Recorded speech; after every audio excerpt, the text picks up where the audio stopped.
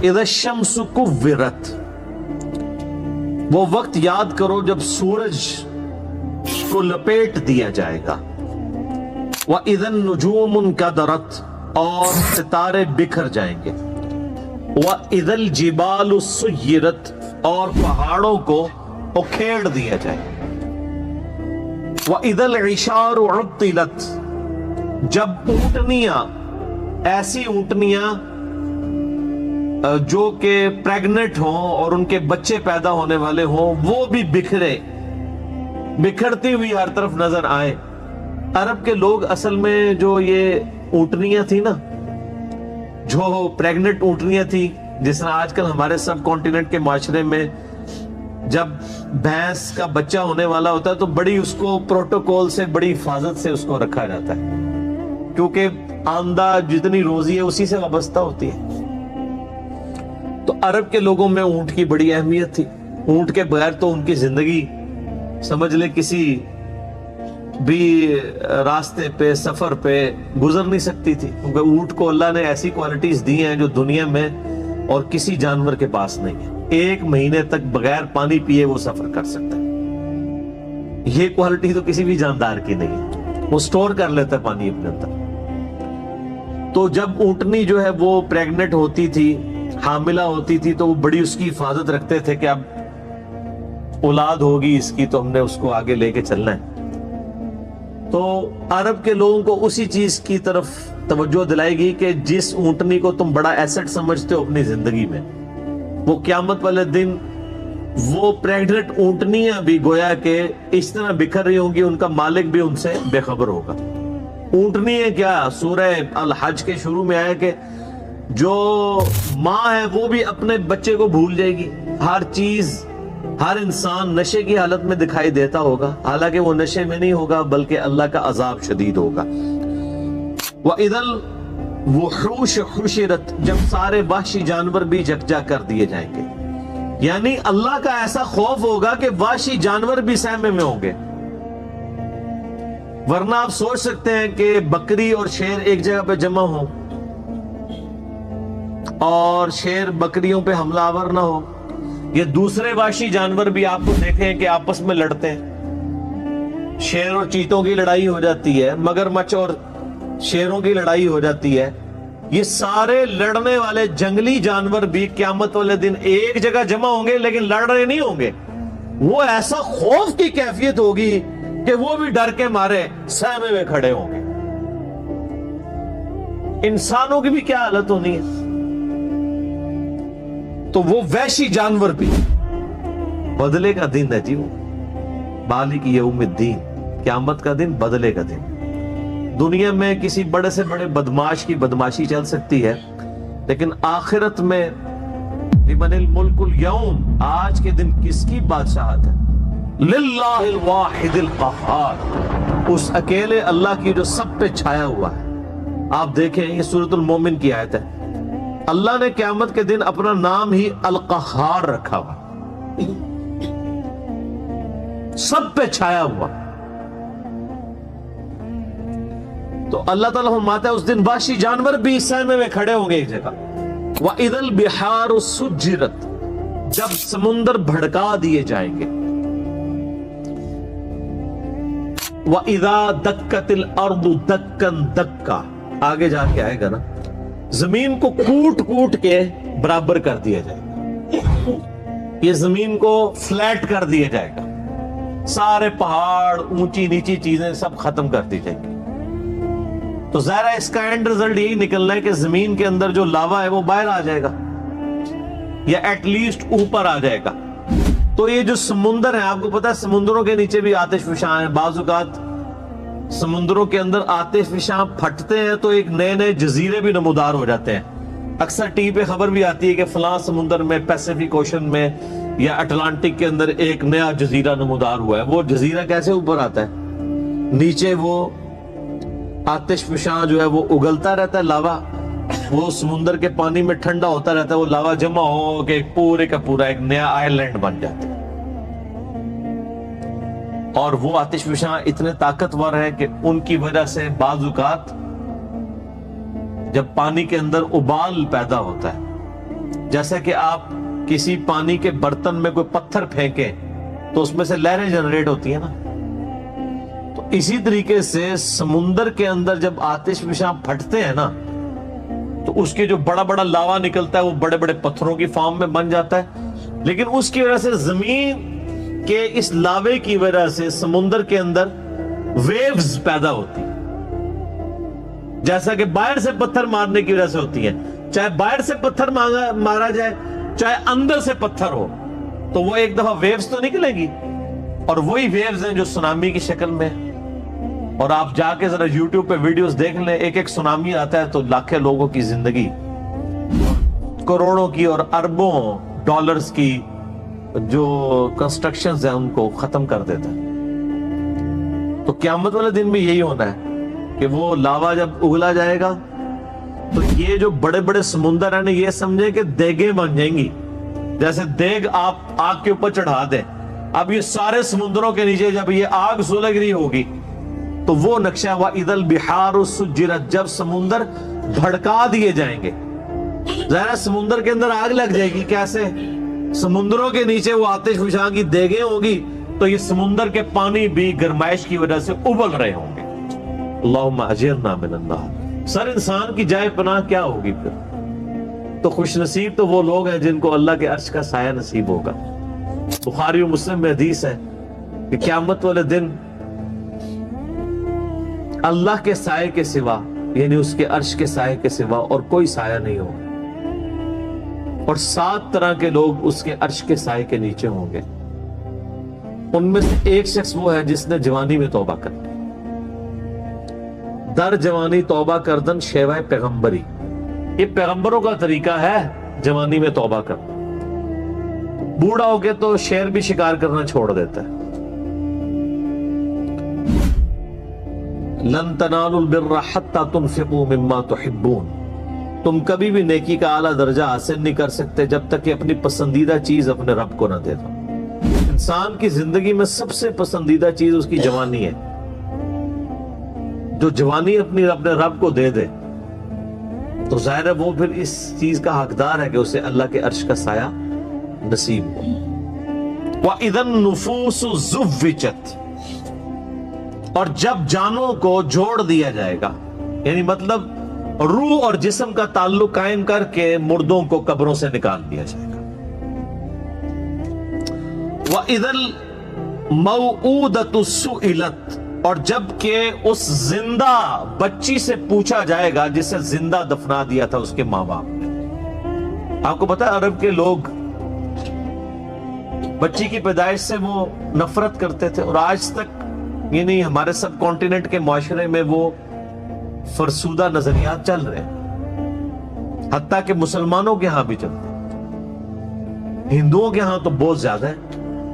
8 سے 15 سال پہلے کی آلموسٹ رپورٹ ہے بی بی سی کی کہ انڈیا کے اندر روزانہ 3000 بچیاں پریگنینسی کے دوران مار دی جاتی تھی، 3000 روزانہ۔ ظاہر ہے کوئی 1 ارب سے زیادہ جب آبادی ہوگی، اب تو 1.5 ارب کے قریب پہنچ چکی، تو اس میں 3000 تو کچھ بھی نہیں۔ اسی وجہ سے آج انڈیا میں مردوں کی تعداد عورتوں سے زیادہ ہو گئی ہے، 3000 بچی آج بھی وہی چیزیں چل رہی، اور ہمارے بھی سب کانٹیننٹ کے معاشرے میں، آپ پنجاب کے معاشرے میں تو بالخصوص دیکھ لیں کہ بچی کی پیدائش کو ایک نٹوریس چیز سمجھا جاتا ہے، ماں کے حق میں بھی اور اولاد کے یعنی اعتبار سے باپ کے حق میں۔ اور وہ ساسیں جو خود فیمیل جینڈر سے تعلق رکھتی ہیں وہ اپنے پوتی کے پیدا ہونے کے اوپر ناخوش ہو رہی ہوتی ہیں، حالانکہ انہوں نے نہیں سوچا کہ کیا وہ خود مرد تھی۔ وہ اگر فیمیل پیدا ہوئی ہے تو ٹھیک ہے، لیکن ان کے بیٹے کے ہاں اگر کوئی بچی پیدا ہو گئی ہے تو غلط ہے۔ اتنی یہ بری ٹریڈیشن ہے۔ یہ لادہ بات ہے کہ بعد میں جب وہ بچے بڑے ہوتے ہیں تو بچوں کی وجہ سے اولاد کہ جو بچوں والا جینڈر ہے اس کی پورشن کی وجہ سے ماں باپ جو ہے ذلیل ہو رہے ہوتے ہیں، اور بچیوں کی وجہ سے وہ سکھی ہوتے ہیں۔ یہ لادہ بات ہے، زیادہ تر ہم نے یہی دیکھا ہے۔ تو اللہ تعالیٰ مدد قیامت دن اس بچی کو زندہ کر کے اللہ تعالیٰ اس سے پوچھے گا بِأَيِّ ذنب قتلت تجھے کس گناہ کے سبب قتل کیا گیا تھا. کتنی لطیف گفتگو ہے کہ قتل کرنے والے سے نہیں پوچھا جا رہا بلکہ بچی سے پوچھا جائے گا کہ معصوم بچی آج تیرا دن ہے، تو بول کہ کس جرم کی پاداش میں تجھے قتل کیا تھا تیرے ماں باپ نے. تو معصوم بچی کو اللہ تعالیٰ بیسیکلی اسے حوصلہ افزائی فرما رہا ہوگا کہ آج دن ہے، تجھے بدلہ دلایا جائے گا. وَإِذَا الصُّحُفُ نُشِرَتْ اور جب اعمال نامے کھولے جائیں گے. وَإِذَا السَّمَاءُ كُشِطَتْ اور جب آسمان کی کھال ادھیڑ دی جائے گی. اس کا ایک معنی یہ بھی ہو سکتا ہے کہ آسمان بھی پھٹ جائے گا اور اوپر کی مخلوقات بھی انسانوں کو نہ. اور یہ کھال ادھیڑنے کا ذکر سورہ رحمان میں بھی ہے کہ قیامت والے دن آسمان بالکل سرخ ہو جائے گا. جیسے آپ کسی جانور کی کھال ادھیڑیں تو اندر سے سرخ گوشت نکلتا ہے، اللہ کے غضب کی وجہ سے وہ سرخ نظر آ رہا ہوگا. وَإِذَا الْجَحِيمُ سُعِّرَتْ اور جب جہنم دہکا دی جائے گی. جہنم ابھی بھی موجود ہے لیکن اس وقت ذرا اسے پھر مزید دہکایا جائے گا تاکہ، بلکہ وہ تو جوش مار رہی ہوگی مجرمین کے لیے، قرآن میں آتا ہے. اور جب مجرم پھینکے جائیں گے وہ کہے گی حل من مزید، اور بھی ہے تو میرے اندر داخل کیا جائے. اللہم اجرنا من النار، آمین. وَإِذَا الْجَنَّةُ أُزْلِفَتْ اور جب جنت قریب کر دی جائے گی.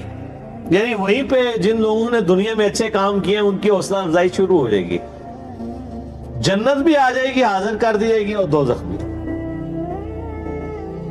عَلِمَتْ نَفْسٌ مَا أَحْضَرَتْ یہ 13 آیات کے بعد اصل میں کانٹے کی بات کی گئی ہے کہ یہ سب کچھ باتیں کیوں ہو رہی ہیں. عَلِمَتْ نَفْسٌ مَا أَحْضَرَتْ ہر نفس جان لے گا، اپنے سامنے پائے گا جو کچھ اس نے اللہ کے پاس بھیجا تھا، وہ حاضر کر دیا جائے گا. کسی نے دنیا میں نافرمانی کی تھی تو اس کا نام مال اس طرح کا سامنے آ جائے گا، اور جس نے دنیا میں ڈرتے ہوئے اللہ کے تابع فرمان بن کے اطاعت اختیار کی تھی، اس کے پیغمبروں کی پیروی کی تھی، اس کا نام مال بھی لا کے سامنے کر دیا جائے گا. تو ظاہر نام مال جب سامنے آئے گا تو پھر انسان اپنے اوپر خود ہی گواہ ہوگا. تو سورہ بنی اسرائیل میں آتا ہے کہ جب انسان کا نامہ مال سامنے رکھا جائے گا تو وہ اللہ تعالیٰ فرمائے گا آج تو اپنا حساب کرنے کو خود ہی کافی ہے، خود ہی اپنا حساب کر. تو ہر جان پھر اس دن اپنے نامہ مال کو سامنے دیکھ لیں. یہاں پہ بھی آپ دیکھ لیں جو یہ کالجز کے یونیورسٹیز کے وہ بڑے جو یعنی بے حیائی کی زندگی گزارنے والے اسٹوڈنٹس بھی ہیں نا، آپ ان کے بھی انٹرویوز کریں نا اگر، اور ان سے پوچھیں کہ آپ کی بیوی کیسے ہونی چاہیے تو کہیں گے جی نیک شریف ہو، پردہ کرتی ہو. اور اپنی حالت کیا ہوتی ہے؟ تو انسان کے انسٹنکٹ کے اندر موجود ہے. تو آپ جو کچھ پسند کر رہے ہیں اس کے لیے پھر ایفرٹ بھی پٹ کریں نا. خود آپ کی جو کریکٹر ہے، آپ کا کردار جو ہے وہ بےغیرتی کے اوپر مبنی ہے، اور آپ کی خواہش جو ہے وہ غیرت والی ہے، تو ایسا تو نہیں ہوگا. ان پٹ اچھی ہوگی تو آؤٹ پٹ اچھی نکلے گی. ان پٹ نیگیٹو کا کبھی بھی آؤٹ پٹ پوزیٹیو رزلٹ نہیں آتا. اللہ فرماتا ہے نہیں اقسم، میں قسم کھاتا ہوں. یہ وہ لا آ گئی ہے نا، یعنی یہ سارے فرسودہ خیالات ہیں. جو لوگ کہتے ہیں نا قیامت نہیں آئے گی، نا، غلط کہتے ہیں. اقسم بالخنس الجوار الکنس، میں قسم کھاتا ہوں، مجھے قسم سیدھے چلنے والے رکے رہنے والے ستاروں کی، جو یعنی کبھی رکتے ہیں اور کبھی چلتے ہیں ود رسپیکٹ ٹو زمین. آپ یہ کبھی رات کے وقت بھی اگر آپ نارتھ سٹار کو ڈھونڈنا ہو نا تو وہ جو بڑا سا چمچہ جسے کہتے ہیں نا ہم دبے اکبر، اس کے جو نچلے والے دو ستارے ہیں ان کی سیدھ میں نارتھ سٹار ہوتا ہے. تو وہ پوری رات آپ کو اس کی پوزیشن یوں نارتھ سٹار کے گرد یوں گھومتی ہوئی نظر آئے گی. رات کے وقت ادھر ہے تو آپ سیری کے وقت دیکھیں گے وہ یہاں پہنچا ہوگا. تو اللہ نے ہمارا ان ستاروں کو جن کو اللہ نے اس طرح ایڈجسٹ کیا ہے ود رسپیکٹ ٹو زمین، ان کی اورینٹیشن بدلتی ہے، مجھے ان کی قسم، یعنی ان کی قسم کا مراد یہ نہیں کہ وہ بہت عظیم ہے، مراد یہ ان کے بنانے والے کی قسم جس نے ان کو ان کاموں میں لگایا۔ واللیل اذا عسعس، اور رات کی جب وہ جانے لگے، والصبح اذا تنفس، اور صبح کی جب وہ سانس لے۔ صبح بھی تو سانس لیتی ہے نا، صبح کا وقت آتا ہے تو آپ دیکھیں کہ ایسے جیسے ایک شخص کی سانس آپ فیل کرتے ہیں اس کی زندگی کی علامت۔ رات کو بالکل سناٹا چھایا ہوتا ہے، جب رات جانے لگتی ہے صبح آتی ہے تو گویا یہ صبح سانس لے رہی ہوتی ہے، چرند پرندوں کی آوازیں آنا شروع ہوتی ہیں، پھر آہستہ آہستہ گہما گہمی ہونا شروع ہوتی ہے، اور اس طریقے سے جیسے انسان بھی جب صبح اٹھتا ہے تو ہلکی سی انگڑائی لیتا ہے، کرتے کرتے وہ پھر اٹھ جاتا ہے۔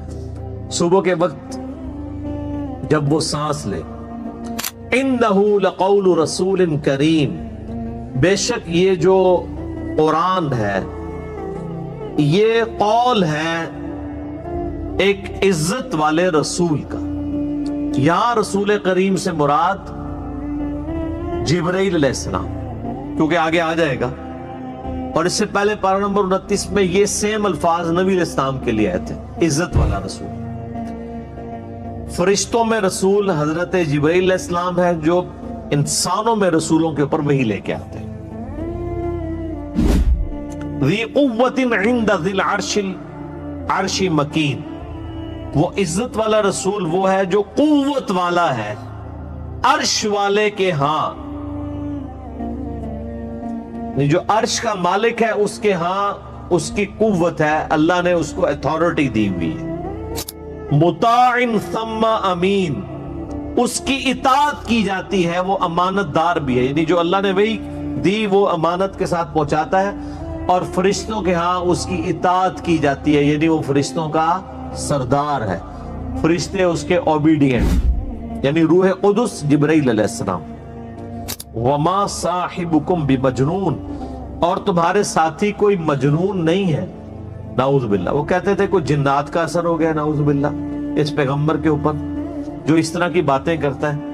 یعنی ایک شخص جو مکے کی لوگوں کی آنکھوں کا تارا اور بڑی ڈائنامک لائف گزاری اس نے، صادق اور امین، بڑی ایکسٹروورٹ لائف تھی۔ نبی علیہ السلام کو گوشہ نشینی کی زندگی تو نہیں گزار رہے تھے، پہلے آپ لوگوں کی بھیڑیں چڑھایا کرتے تھے، پھر اللہ تعالیٰ نے فائنینشلی سٹرونگ کیا، ایک مکے کی امیر عورت کے ساتھ آپ کی شادی ہو گئی، پھر ان کے لیے تجارت کا سامان لے کے جایا کرتے تھے، لوگ آپ کو صادق اور امین کہتے تھے، آپ صلی اللہ علیہ وآلہ وسلم کے پاس اپنی امانتیں رکھوایا کرتے تھے۔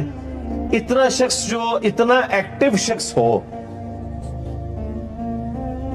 لوگوں کے کام آنے والا ہو، بڑی ڈائنامک لائف گزار رہا ہو، اچانک وہ وہاں پہ ایک نئی دعوت لانچ کر دے تو ہلچل تو مچ جائے گی۔ تو اللہ تعالیٰ فرماتا ہے کہ تمہارے صاحب مجنون نہیں ہے، ان پہ کوئی جنات کا اثر نہیں ہے۔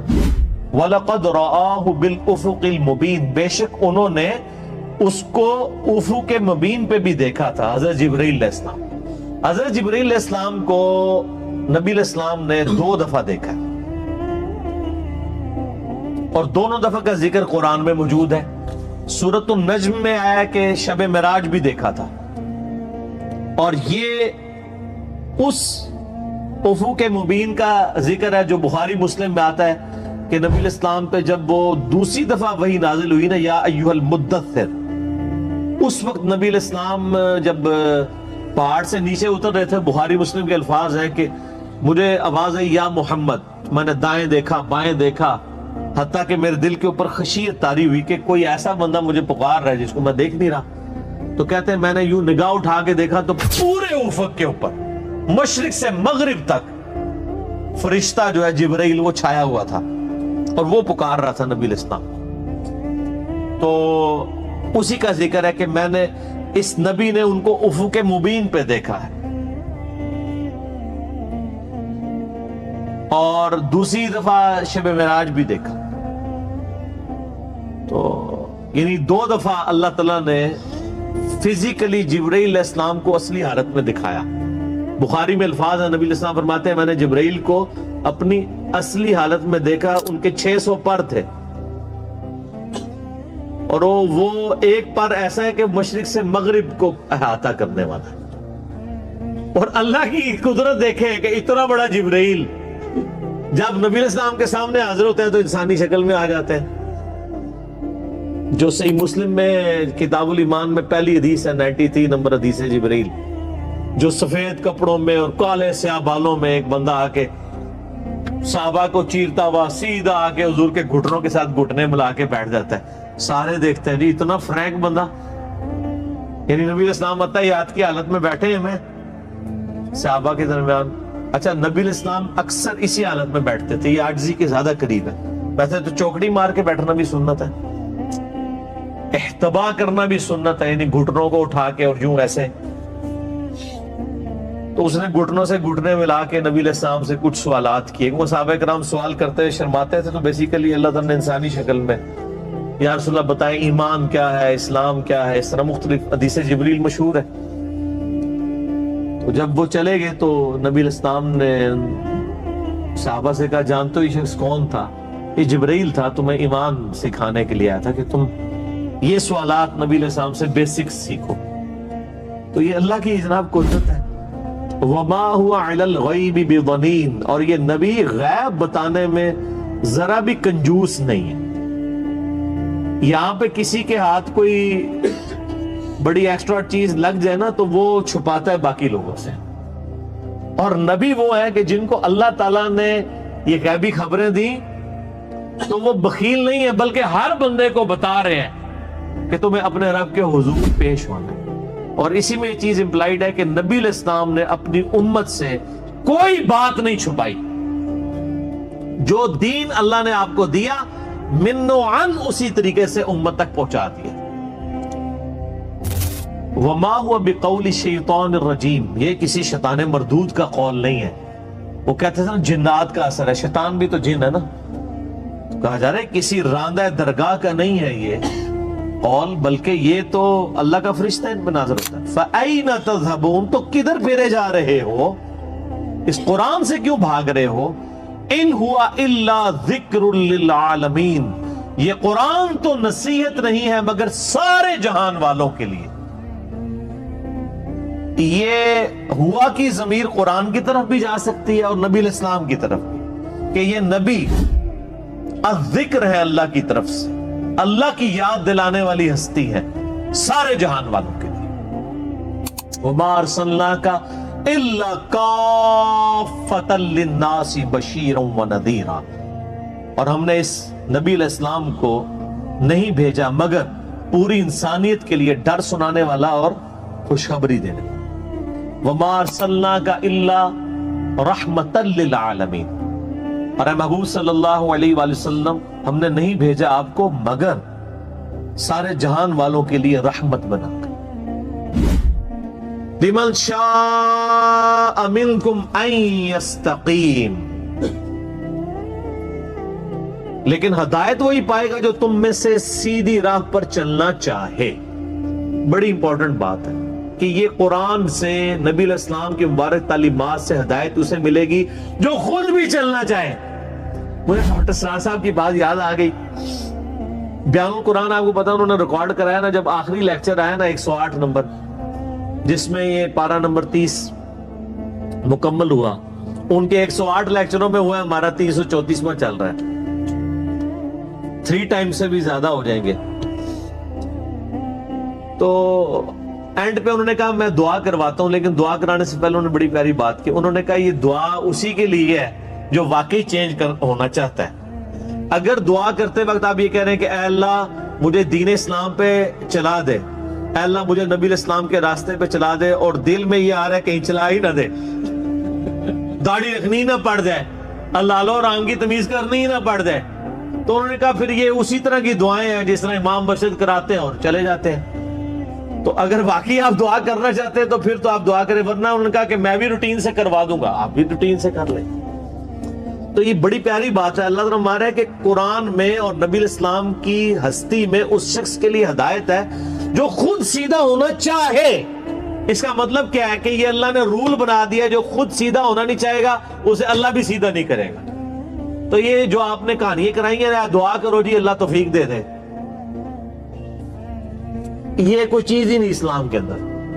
اللہ نے توفیق اس کو دینی ہے جس نے کوشش کرنی ہے، اور اللہ کے فضل سے جب آپ کوشش کرتے ہیں نا تو توفیق آپ کو مل جاتی ہے۔ آج تک کسی نے یہ نہیں کہا دیا دعا کرو ارادہ ہے کہ بس کار جا کے میں روٹی کھانی ہے تو میں کامیاب ہو جاؤں، وہ کھانی ہوتی ہے۔